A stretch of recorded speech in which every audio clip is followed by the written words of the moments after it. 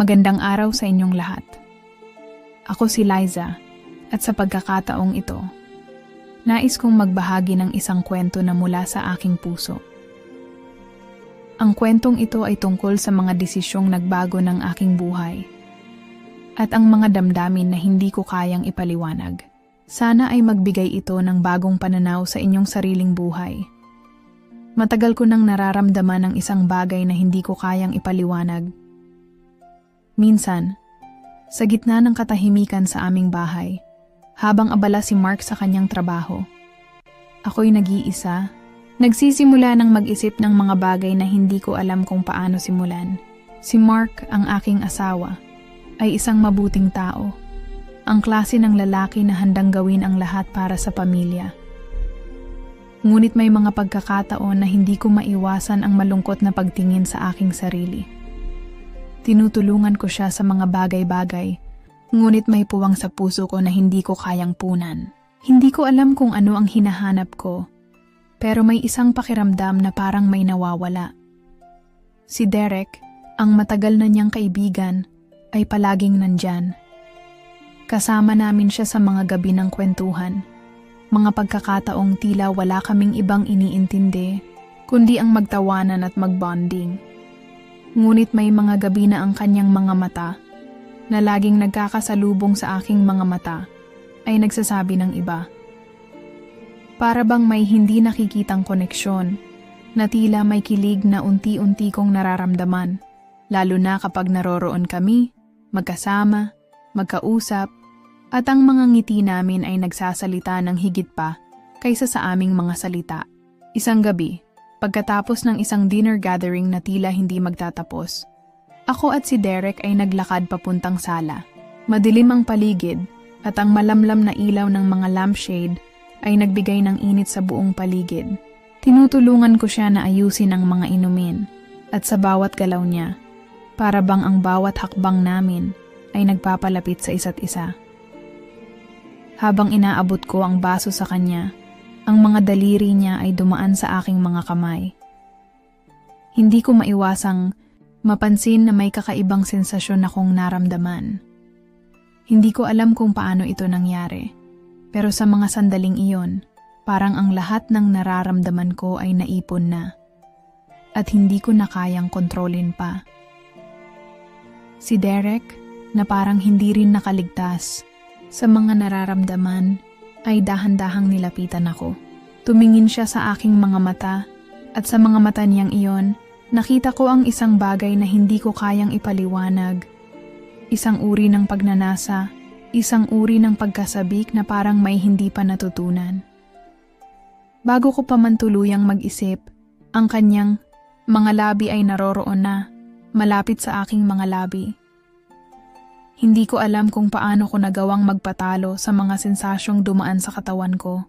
Habang nagsasama ang aming mga labi, ang bawat kilig at init na nararamdaman ko ay sumabog sa aking katawan. Parang isang apoy na unti-unting kumakalat sa aking mga ugat. Hindi ko alam kung paano nagsimula, pero ang init na dulot ng halik na iyon ay tila kumain na sa aking pagkatao. Bawat haplos ni Derek, bawat pagdampi ng kanyang katawan sa aking katawan, ay nagbigay sa akin ng isang init na hindi ko kayang labanan. Tinutulungan ko siya, o baka siya ang tumulong sa akin, upang maranasan ang isang sensasyong hindi ko alam kung saan pupunta. Ang malamig na gabi ay hindi na malamig, at ang mga hangin ay tila naging magaan sa aking katawan. Lahat ng iniwasan ko ay nandoon na, at wala akong magawa kundi magpadala sa alon ng damdamin na ipinakita niya sa akin. Sa mga sandaling iyon, nalimutan ko na ang lahat ng takot at ang lahat ng mga pag-aalinlangan. Ang katawan ko, na sanay sa pagiging mag-isa, ay tila nagising sa isang bagong anyo. At si Derek, ang lalaking noon, ay matagal ko nang kasama. Ngayon ay naging isang estranghero na may kahulugan sa bawat galak at sakit na dala ng bawat kisap mata ng gabi. Sa bawat sandaling, iyon, naiisip ko kung anong magiging epekto nito sa lahat. Alam ko May asawa akong nagmamahal sa akin. Ngunit may nangyari na sa pagitan namin ni Derek na hindi ko kayang burahin. Kung ang lahat ng nangyaring iyon ay may dahilan, siguro ay matutunan ko rin sa huli kung paano ko dapat ipaliwanag ang mga nangyari. Ngunit sa ngayon, wala akong ibang magagawa kundi magpatuloy sa daloy ng mga bagay na hindi ko kontrolado habang nagpapahinga ako sa aking kwarto. Hindi ko maiwasang magbalik tanaw sa mga sandaling iyon, ang mga oras na kasama ko si Derek. Hindi ko alam kung anong nangyari sa akin, pero tila ba ang mga nangyari sa amin ay hindi na matitinag. Hindi ko na kayang pigilan ang aking sarili, at ang pakiramdam ko ay hindi ko na kayang itago pa ang mga damdamin na umaapaw sa aking puso. Nasa isipan ko pa rin ang mga titig na ipinakita ni Derek noong gabing iyon. Ang mga mata niyang puno ng misteryo at pagnanasa ay nagbigay sa akin ng isang kilig na hindi ko kayang ipaliwanag. Hindi ko inaasahan na darating ang pagkakataon na ganito ang magiging ugnayan namin. Minsan, naiisip ko kung tama ba ang mga nangyari, ngunit hindi ko na kayang balikan ang mga hakbang ko at ayokong mawala ang mga sandaling iyon sa alaala ko. Matapos ang gabing iyon, naging malapit kami ni Derek. Hindi na lang kami basta magkaibigan. Habang tumatagal, unti-unting nabubuo ang mga sandali na para bang kami lang dalawa sa buong mundo. Ang mga simpleng pagkikita namin ay nagiging mas espesyal. Minsan, kami na lang ang magkasama sa bahay. At tila ba ang lahat ng nangyayari sa aming paligid ay nagiging pangalawang plano. Hindi ko na kayang itago pa ang mga ngiti at kasiyahan ko kapag siya ay nandyan. Si Derek ay hindi lang basta kaibigan. Siya ang naging kaagapay ko sa mga araw ng lungkot at siya ang naging dahilan ng mga ngiti sa aking labi. Hindi ko rin alam kung paano nagsimula, ngunit ang bawat sandali na magkasama kami ay nagiging mas matindi, mas malalim. Kung minsan, ang mga palihim na titig niya, ang malalapit na haplos ng kanyang mga kamay, ay nagpaparamdam sa akin ng init na hindi ko kayang labanan. Wala nang iba pang makapagbibigay sa akin ng ganitong pakiramdam, kundi siya. Ang mga gabi ay hindi na pareho. Bawat gabi, kahit hindi kami magkasama, ang alaala ng kanyang mga halik, ang kanyang mga palad na humaplo sa aking katawan, ay patuloy na sumasabay sa aking mga pangarap. Ang mga gabing iyon, sa kabila ng lahat ng takot, ay naging tanging pagkakataon na tunay kong naramdaman ang init ng katawan ng isang lalaki na may hindi matitinag na pagnanasa. Kahit na nag-aalangan ako, hindi ko na kayang pigilan ang nararamdaman ko para kay Derek. Alam ko, may asawa akong naghihintay sa akin, ngunit sa bawat gabing magkasama kami, ang mundong iyon ay nawawala. Minsan, naiisip ko kung paano kami makakabalik sa normal, kung paano ako makakabalik sa tamang landas. Pero sa bawat sandali ng pagtitig ni Derek sa akin, alam kong hindi ko kayang iwanan ang mga sandaling iyon, ang mga gabing hindi ko na kayang balikan o ipaliwanag. At nang dumaan ang mga araw, nagpatuloy ang aming mga lihim. Lihim na palapit kami sa isa't isa. Lihim na mga titig na naglalaman ng matinding pagnanasa. Hindi ko alam kung anong hinaharap para sa amin. Ngunit alam ko na, sa bawat minuto na kasama ko siya, ang mundo ko ay tila nagiging mas maliwanag at mas puno ng saya. Nang malaman ko ang reaksyon ni Mark, hindi ko alam kung paano haharapin ang lahat. Ang sakit na naramdaman ko sa bawat salitang sinabi niya ay tila naglalaman ng lahat ng bigat ng mundo. Hindi ko inaasahan na magiging ganito ang lahat. Akala ko, maaalala niya ang mga taon ng kasamahan namin, ang lahat ng mga panahon na magkasama kami. Pero sa isang iglap, tila ba ang lahat ng iyon ay napako sa isang katotohanan na hindi ko kayang tanggapin. Habang sinasabi ni Mark ang mga salitang naglalaman ng kanyang pighati at galit, hindi ko alam kung paano ko siya sisimulan. Hindi ko kayang tingnan siya ng diretso sa mata dahil natatakot akong makita ang sakit na nararamdaman niya. Ang mga mata niyang puno ng galit at sakit ay tila mga bala na tumama sa aking puso. At hindi ko alam kung paano ko maaayos ang lahat nang magtama ang aming mga mata. Natagpuan ko ang aking sarili na puno ng guilt at takot. Hindi ko alam kung paano ko na nagawa iyon kay Mark. Si Derek, ang pinakamalapit niyang kaibigan. At ako, ang kanyang asawa na nagtaksil sa kanya. Ang alam ko lang ay ang mga oras na yon ay tila may namuo sa pagitan namin ni Derek na hindi ko kayang ipaliwanag. Isang emosyon na hindi ko kayang balewalain. Ngunit alam ko rin na may mga limitasyon. At ngayon, nagbabayad ako sa mga desisyon ko si Mark, bagamat puno ng galit, ay hindi ko kayang itulak palayo. Siya ang ama ng mga anak ko, at ang pagkatalo na nararamdaman ko sa kanya ay higit pa sa lahat ng pisikal na sakit na nararamdaman ko.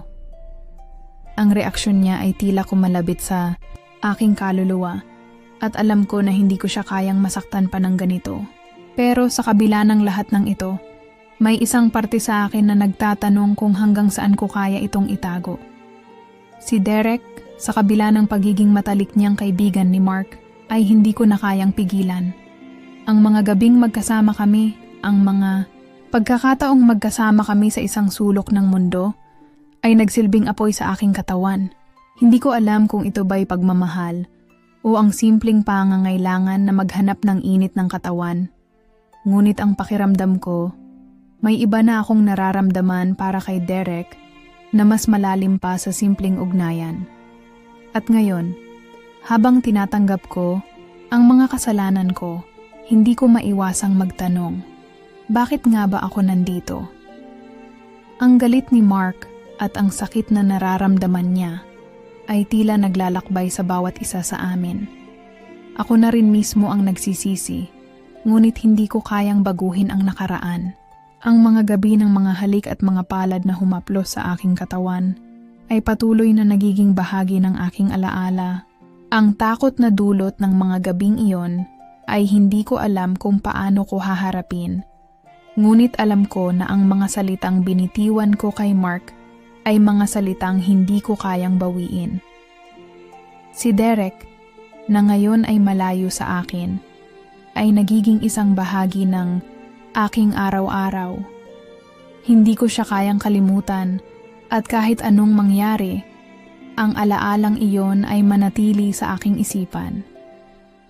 Ang tanong na gumugulo sa akin, ngayon na narito si Mark, ay kung paano ko maipapaliwanag ang nangyari at kung paano ko haharapin ang sakit na dulot ng mga lihim na nagpalakas sa aking katawan at sa mga oras na kami ay magkasama. Hindi ko pa alam kung paano maghihiwalay ang landas namin.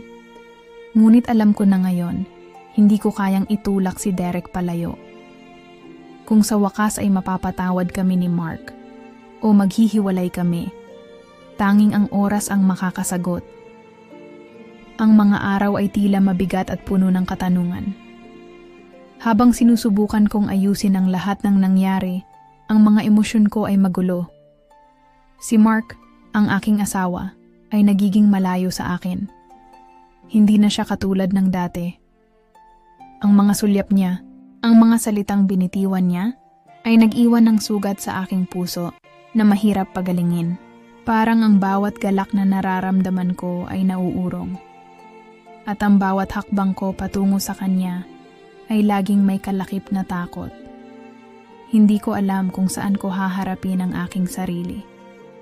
Sa bawat araw na magkasama kami, pakiramdam ko'y may dingding na naghihiwalay sa amin. Hindi ko na kayang magpanggap na walang nangyaring masama, na parang walang epekto ang mga lihim na ibinubukas ng aking puso. Kung titingnan mo kami ngayon, mag-asawa pa kami sa harap ng lahat. Pero sa loob ng aming bahay, para kaming dalawang estranghero. Ang mga gabing magkasama kami ay hindi na pareho. Hindi na siya ang Mark na nakilala ko. Hindi na ako ang Lisa na tapat sa kanya. Lalo pang lumalim ang aking kalungkutan nang makita ko siya isang gabi, nakaupo sa sofa, malayo ang tingin. Hinawakan ko siya, tinanong kung anong nangyari, pero ang sagot niya ay tahimik lang. Walang salitang lumabas sa kanyang mga labi, pero ang mga mata niya ay puno ng galit at sakit. Ang silensyo na bumalot sa amin ay nagpakita ng matinding agos ng emosyon. Kung titignan mo siya, parang hindi siya ang aking asawa. Parang may mga tanong na hindi nasasagot at mga sagot na hindi kayang tanggapin. Sa kabila ng lahat ng ito, hindi ko kayang tumigil na maghanap ng solusyon. Bawat oras ay puno ng mga hakbang, mga pag-uusap, na hindi ko alam kung paano sisimulan. Si Derek, sa kabila ng mga nangyari, ay palaging bumabalik sa aking isipan. Hindi ko alam kung ito ay isang pagkakamali o isang pagkakataon na hindi ko dapat palampasin. Ang init ng katawan na naranasan ko sa kanyang mga palad ay nagdudulot ng alingaw-ngaw sa aking bawat paghinga. Ang mga gabing magkasama kami ay nag-iwan ng isang pagkilos sa aking kaluluwa na hindi ko kayang itanggi. May isang puwersa sa kanyang mga mata at mga kamay na tila nag-uudyok sa aking katawan na magpatuloy. Ngunit ang tanong na patuloy na gumugulo sa aking isipan ay kung paano ko haharapin ang kasal ko kay Mark. Si Derek, sa mga oras na kami magkasama, ay nagbigay ng kakaibang sensasyon sa aking katawan. Hindi ko alam kung anong klaseng koneksyon iyon. Hindi ko ba kayang tanggapin na may isa pang tao na may control sa aking katawan? Si Derek ay isang kaibigan ni Mark, isang kumpare, at iyon ang pinakamabigat na parte ng lahat ng ito. Pero sanmi, kabila ng takot na dulot ng pagtataksil, ang puso ko'y patuloy na tinatablan ng init at nararamdaman kong may hindi ko kayang iwasan. Ang pagkakaroon ng ganitong uri ng ugnayan ay nagdudulot ng labis na kalituhan sa akin. Si Mark, ang aking asawa, na siyang dahilan kung bakit may pamilya ako, ay tila nalulumbay sa mga nangyayari, ngunit hindi ko kayang pabayaan ang nararamdaman ko. Ang init ng katawan ko na nararamdaman ko kay Derek ay isang matinding tensyon na hindi ko kayang ipaliwanag. Sa bawat sandali ng aming mga mata na magkatama, tila ba ang mundo ay lumiliko at nawawala sa paligid ko. May mga pagkakataong gusto ko nang tumakbo palayo, ngunit sa bawat segundo ay nais ko lamang na magpatuloy, magpursige at tugunan ang emosyon ko na nag-aalab sa aking katawan. Ngunit sa mga gabing iyon, habang patuloy akong pinapaligaya ni Derek, ramdam ko ang pagkawala ng sarili ko. Si Mark ay walang kamalay-malay sa lahat ng ito, ngunit si Derek, siya ang nagbibigay sa akin ng pakiramdam na nawawala sa aking buhay. At ang masakit, si Mark, na kahit na alam niyang may nangyari, ay patuloy na umiiwas sa akin. Ang kanyang mga mata, ang kanyang mga galit na titig, ay isang pahirap na hindi ko kayang alisin. Sa mga araw na lumilipas, ramdam ko ang pagbabago ng aming relasyon. Ang galit ni Mark, ang pagka-hurt niya, ay nagsisilbing presyon na nagpapahirap sa aking puso. Hindi ko alam kung paano ko haharapin ang mga susunod na hakbang. Kung ito ba ay ang katapusan ng lahat o isang simula na hindi ko kayang kontrolin. Hindi ko alam kung paano ko haharapin ang mga araw na sumusunod. Sa bawat umaga, habang nakikita ko ang asawa ko, si Mark, ramdam ko ang tensyon sa pagitan namin. Parang may isang pader na naghihiwalay sa amin. Lahat ng galak na dulot ng pagiging magkasama ay naglaho. Sa bawat sulyap ko sa kanya, may isang bigat na nararamdaman ko sa puso ko. Isang bigat na hindi ko kayang ipaliwanag. Si Mark, sa kabila ng lahat ng ito, ay patuloy na nagiging malayo sa akin. Parang hindi ko na siya kilala. Minsan, nagtataka ako kung may pag-asa pa bang maibalik ang aming relasyon. Napansin ko na hindi na siya katulad ng dati. Hindi na siya ang Mark na mahal ko. Parang may mga pagkukulang na hindi ko na kayang punan. Ang mga gabing magkasama kami ay nagiging malamig. Walang mga halakhak, walang kwentuhan. Ang mga simpleng sandali na magkasama kami ay tila nawawala. Hindi ko na maramdaman ang init na dati nararamdaman ko sa kanya. Ang mga kamay niya, na dati laging naghahanap ng aking mga kamay, ngayon ay tila hindi na nakakakita sa akin. Lahat ng ito ay nagdudulot sa akin ng kalungkutan. At minsan, nagdadalawang isip ako kung makakaya ko pa bang magpatuloy. Sa mga pagkakataong magkasama kami sa bahay, ang bawat sandali ay puno ng katahimikan. Ang mga tanong ko sa kanya, ang mga tanong ko sa sarili ko, ay hindi nasasagot. Laging may isang bagay na hindi maipaliwanag, at ang sakit na dulot ng distansya ay parang hindi ko kayang harapin. Ang takot ko ay hindi na siya babalik sa akin. Natatakot akong mawalan siya ng ganap, na ang lahat ng iniwasan namin ay magbabalik sa amin sa isang punto ng hindi pagkakaintindihan. Ngunit sa kabila ng lahat ng nararamdaman ko, hindi ko kayang magtakip ng mga nararamdaman ko. Si Derek, kahit na siya'y hindi ko inaasahan, ay patuloy na bumabalik sa aking isipan. Sa bawat pagkakataon na magkasama kami, may isang pakiramdam ng init na hindi ko kayang itanggi. Ang mga pag-uusap namin, ang mga sulyap at tawa, ay parang bumabalik sa akin, at kahit na may alinlangan sa aking puso, hindi ko kayang kalimutan ang naramdaman ko sa kanya. Sa mga gabing magkasama kami, ramdam ko ang mga kakaibang emosyon. Hindi ko kayang baliwalain ang koneksyon na nararamdaman ko sa kanya. Ang mga kamay ni Derek na humahaplos sa aking likod ay nagdudulot ng mga alingawngaw sa aking katawan na mahirap ipaliwanag. Bawat pagtitig niya sa akin ay may kasamang pagnanasa, at sa kabila ng lahat ng ito, ramdam ko ang pusong naguguluhan. Kung saan ako pupunta at kung anong mga hakbang ang aking tatahakin. May mga pagkakataon na natatakot ako sa mga emosyon na ipinapakita ko kay Derek. Isang bahagi ng akin ay nagsasabing mali ito, pero ang ibang bahagi ay nagsasabing hindi ko kayang ipagkait sa sarili ko ang nararamdaman ko. Sa bawat sulyap at tawa na ipinapakita niya, may isang parte ng aking katawan na nais sumunod. Ngunit may isang bahagi ng aking isipan na nagsasabing itigil na ang lahat ng ito. Ngunit sa mga sandaling iyon, hindi ko kayang tanggapin ang sarili ko. Si Derek, sa bawat pagkakataon na magkasama kami, ay nagiging isang dahilan para maguluhan ang aking puso. Ngunit ang mga tanong na bumangon sa aking isipan ay hindi pa rin natutugunan. Kung sakaling magpatuloy kami sa ganitong daan, paano ko haharapin si Mark? Paano ko harapin ang mga pagkakataong magbabalik ang mga alaala at sakit na dulot ng pagkatalo? Dumating ang mga araw na kailangan kong harapin ang aking sarili at ang mga nararamdaman ko. Hindi ko na kayang balewalain ang mga hinanakit na bumabalot sa aking puso. Sa tuwing tinitingnan ko si Mark, nararamdaman ko pa rin ang pighati at kalungkutan na matagal ko nang tinatago. Ang relasyon namin ay tila nawawala at hindi ko alam kung paano ko siya muling matutulungan. Parang may puwang sa aming pagitan na hindi ko kayang punuan. Si Derek ay patuloy na sumasalubong sa aking isipan. May mga pagkakataon na ang mga hindi inaasahang sandali, kasama siya ay nagiging malakas at mahirap kontrolin.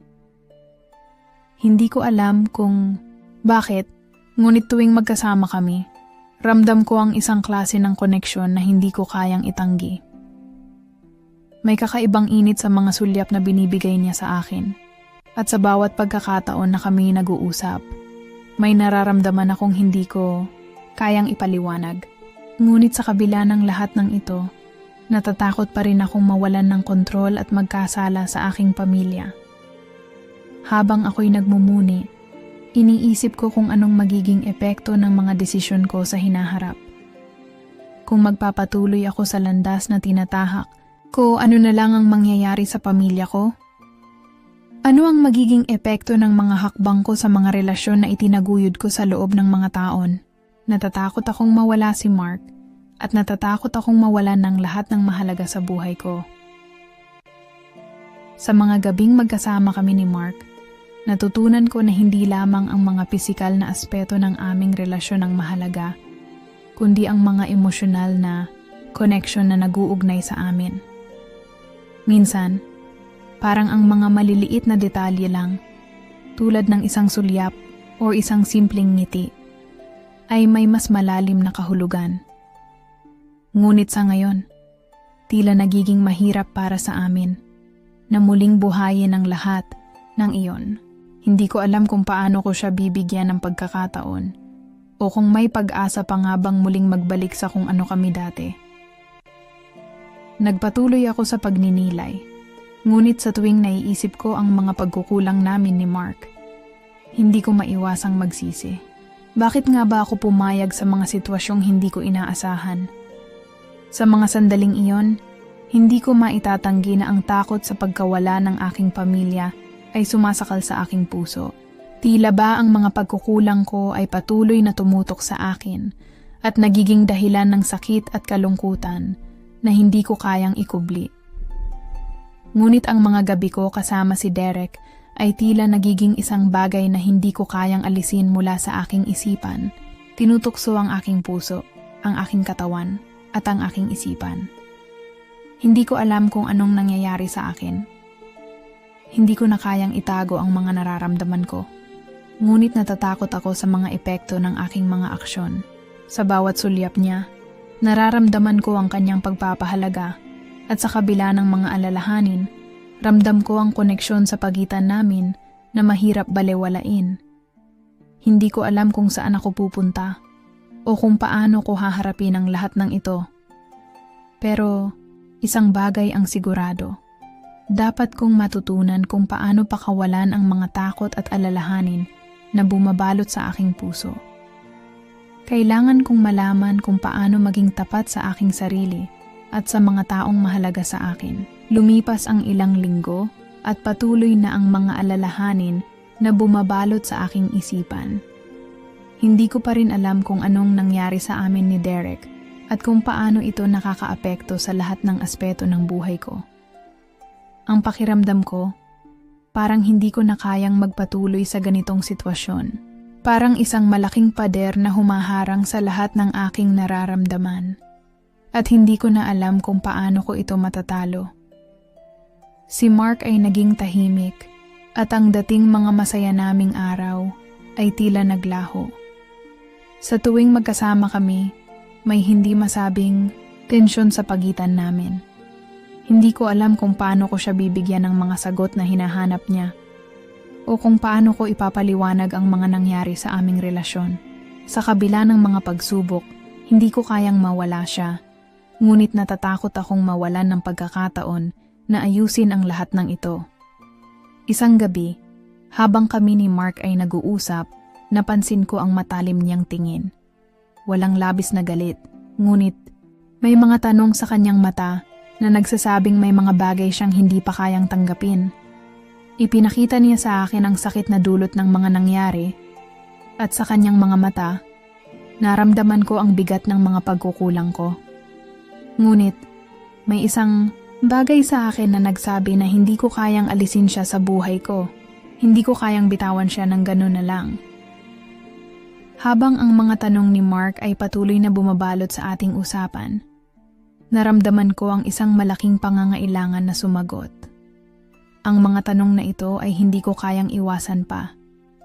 Ito na ang tamang pagkakataon para ipaliwanag ang lahat ng nangyari, para harapin ang mga pagkakamali ko, at para ipakita ang aking tunay na nararamdaman. Hindi ko na kayang patagilid na lumapit sa mga sitwasyong ito. Dapat ko nang maging tapat sa kanya. At marahil sa pamamagitan nito, mas mapapalakas pa namin ang aming relasyon. Ang tensyon ay patuloy na naroroon. Ngunit sa kabila ng lahat ng ito, nararamdaman ko ang isang malaking pagnanasa na magbago. Ibinukas ko ang aking puso. At sa mga saglit ng katahimikan, Napagdesisyonan kong humarap kay Mark ng buong tapang. Napagpasyahan kong hindi ko na kayang itago pa ang mga nangyari. Hindi ko na kayang itago ang aking mga nararamdaman. Ang paghaharap na iyon ay hindi ko makakalimutan. Ang mga salitang lumabas sa aking bibig ay nagsabi ng lahat. Hindi ko alam kung ano ang magiging reaksyon niya, ngunit kailangan ko itong gawin. Kailangan kong malaman kung may pag-asa pa kaming magtulungan. Huwag na sana kaming magtakbuhan mula sa katotohanan. Sa bawat saglit ng pag-uusap namin, ramdam ko ang sakit at ang pagnanais na magbago. Sa mga salita ko, tanging siya lang ang makakapagbigay ng tunay na sagot. Pagkatapos ng matinding pag-uusap at pagtanggap ng mga katotohanan, nagkaroon kami ni Mark ng pagkakataong mag-isip. Lahat ng nararamdaman ko ay tila nagbabalik sa aking isipan. Ang mga pagkakamali ko, ang mga hakbang na aking tinahak, at ang mga desisyon na nagdala sa amin sa puntong ito. Ang puso ko ay puno ng pagnanais na itama ang lahat. Ngunit alam ko na hindi magiging madali. Lahat ng ito ay nag-iwan ng mga marka sa aming relasyon at kailangan naming magsikap upang ito'y mapanumbalik. Si Mark ay tahimik lang, hindi ko alam kung paano niya ipapakita ang mga nararamdaman niya. Ngunit sa kanyang mga mata, ramdam ko ang bigat ng mga pangarap na nasira at ang mga tanong na patuloy na bumabagabag sa kanya. Hindi ko maipaliwanag ang pakiramdam na bawat araw ay tila isang laban sa mga alalahanin. Pero alam ko, sa bawat hakbang na ginagawa ko, may pagkakataon kaming maghilom. Ang mga araw ay naging mas mahirap. Minsan, nararamdaman ko ang kanyang sakit at ang pagnanais niyang magbago. Minsan, may mga sandali na ramdam ko ang pagmamahal pa rin niya, ngunit may mga pagkakataon din na para bang nawawala na kami sa isa't isa. Pero hindi ako nawalan ng pag-asa. Hindi ko kayang mawalan siya. Alam ko na kailangan naming magtulungan, magsakripisyo para magpatuloy. Habang nagsusubok kaming magbago at magtulungan, naramdaman ko na may mga pagkakataon na kailangan namin ng espasyo upang maghilom. Ang mga pagkatalo at pagkakamali ay hindi madaling kalimutan, ngunit sa kabila nito, may mga pagkakataon na nararamdaman ko ang mga maliliit na hakbang ng pagbabago. May mga sandali ng mga tawa at ng mga yakap na nagsasabi sa akin na may posibilidad pa ng isang mas maganda at mas malalim na relasyon. Ang mga nagdaang linggo ay puno ng introspection. Sa bawat tanong at pagkakamali, natutunan ko kung gaano kahalaga ang bawat hakbang na ginagawa namin upang muling buuin ang aming buhay. Ang sakit na dulot ng mga nangyari ay hindi nawawala, ngunit natutunan naming magpatawad.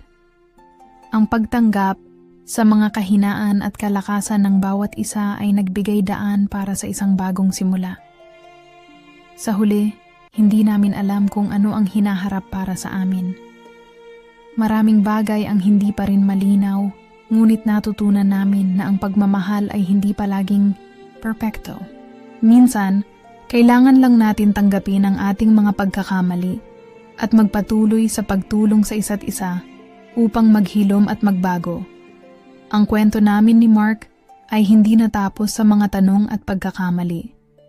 Sa halip, nagsimula ito sa isang mas malalim na pag-unawa sa kung paano kami magkasama, hindi lamang sa mga magagandang panahon, kundi pati na rin sa mga pagsubok na dumaan. Sa paglipas ng mga buwan, natutunan naming magsimula muli. Hindi madali, pero ang bawat hakbang na ginawa namin upang maghilom ay nagbigay daan para muling buuin ang tiwala na nasira. Si Mark at ako, natutunan naming tanggapin ang isa't isa, kasama na ang mga pagkakamali at pagkatalo. Ang mga sugat sa puso namin ay hindi ganap na maghihilom agad, pero may mga araw na ramdam ko na ang mga yakap at halakhak namin ay tunay na naglalaman ng pag-ibig na mas matatag kaysa dati. Ang relasyon namin ay hindi na gaya ng dati, Ngunit sa bawat araw na lumilipas, natutunan naming magtulungan at magtiwala muli. Nalaman namin na ang bawat pagsubok ay hindi lang hamon sa amin bilang mag-asawa, kundi pagkakataon din upang mas makilala pa ang isa't isa. Minsan, kailangan lang namin tanggapin ang mga hindi perpektong bahagi ng buhay upang makapagpatuloy sa mas malalim na pagmamahalan. Sa huli, hindi ko alam kung anong hinaharap ang naghihintay sa amin. Pero natutunan ko na sa bawat pagkatalo at pagkakamali, may pagkakataon kaming magbago at magpatuloy. Ang pagmamahal, hindi laging madali. Ngunit sa mga hakbang na ginawa namin, alam ko na may pag-asa pa kami para sa isang mas magaan na bukas. Sa bawat paglalakbay, natutunan ko na hindi lamang ang mga magagandang sandali ang mahalaga, kundi pati na rin ang mga pagsubok na nagtuturo sa amin kung paano maging mas matatag at mas buo. Nasa aming mga kamay ang kaligayahan at natutunan naming huwag sayangin ang bawat pagkakataon. Mga kasirine, maraming salamat sa pagtangkilik at pakikinig sa kwento ko ngayon. Sana ay may natutunan kayo at naiparamdam sa inyo ang mga aral na dala ng bawat kabanata. Huwag kalimutan, kahit anuman ang pagsubok, ang mahalaga ay kung paano natin ito haharapin. Hanggang sa susunod na kwento, manatiling tapat sa inyong puso at isipan. Mahal ko kayo mga kasirin.